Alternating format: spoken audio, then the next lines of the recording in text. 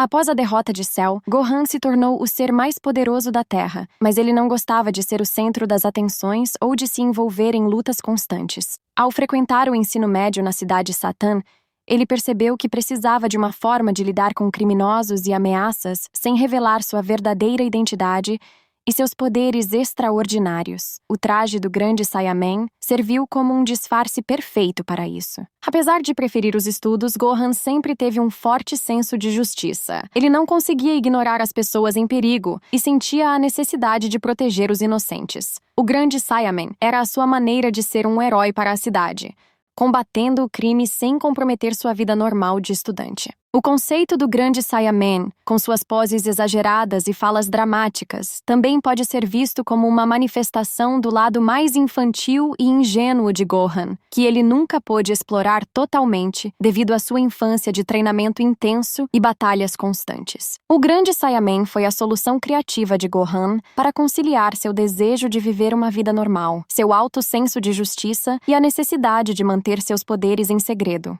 Você que assistiu esse vídeo até aqui e ainda não se inscreveu aqui no nosso canal, saiba que só tem 2 motivos para você ainda não ter feito a sua inscrição. O primeiro seria que você é um inseto desprezível e que não merece nem mesmo a piedade de Kakaroto. E o segundo seria simplesmente o motivo de que você se esqueceu. Se você se esqueceu, eu acabei de te lembrar. Então contribua com o seu like aí no vídeo e ative a sua inscrição aqui no canal. Se não quiser perder sempre que um novo conteúdo for postado, ative o sininho. E para ajudar ainda mais, comente aqui embaixo do vídeo qual sua sugestão para o próximo vídeo do canal.